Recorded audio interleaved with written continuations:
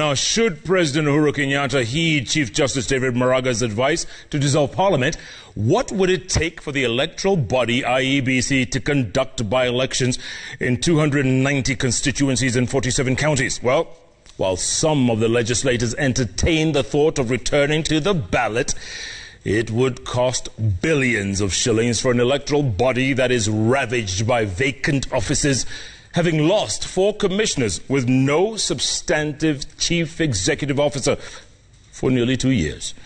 Our very own Sam Kituku looks at the uphill task it would be to return to a major mini-poll less than 2 years to a general election. The 2017 general election was the most expensive in the country's history. In its post-election report, the National Treasury put the cost of the elections at 54.1 billion shillings spent across 2 years, 2016 to 2017, to prepare and eventually conduct the election. Out of this, 40.2 billion shillings went into direct election expenditure. That means into the recruitment and training of election officials, registration of voters, inspection of voters' register, procurement of election materials and equipment. The direct expenditure also included packaging and distribution of election materials to the more than 40,000 polling stations. Clearance of candidates was also part of the election costs. To conduct an election, indirect expenses take a significant portion of costs. The 13.9 billion shillings went to, among others, allowances for security personnel, subsistence and communication allowances, security operation, and fueling and maintenance of vehicles. For IEBC, out of its allocated budget, 46.2 billion shillings was spent for the general election and the repeat presidential election of October 2017. And as the country awaits the president to make a decision based on the advisory to dissolve Parliament, some of the MPs are daring the system.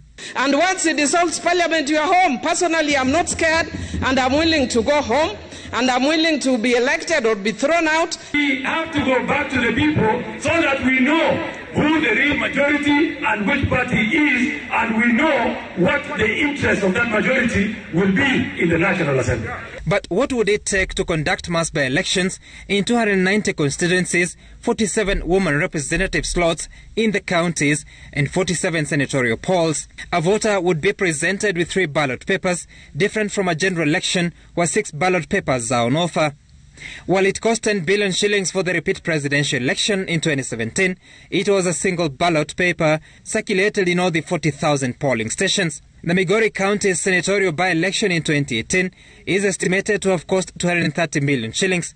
If this cost were to be replicated in 47 other counties, then add the cost of printing ballot papers for the other 2 positions, recruit and deploy poll officials who must also be trained, the cost may rise significantly. But IEBC faces another challenge.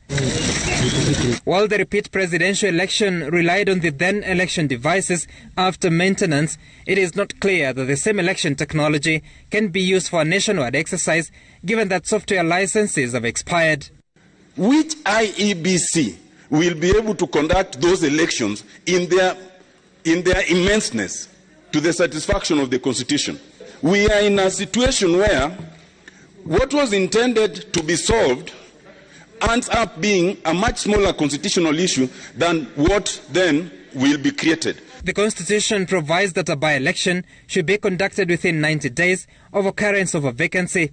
While some have argued that election would be held 60 days after dissolution, it would be an uphill task for a commission of the current IEBC stature to manage such an exercise. The current commission has only 3 commissioners after 4 resigned between 2017 and 2018. The commission lacks a substantive chief executive officer after Ezra Chiloba was shown the door in October 2018. Several senior officials have since left the commission at the head office, counties and constituencies with no replacement yet.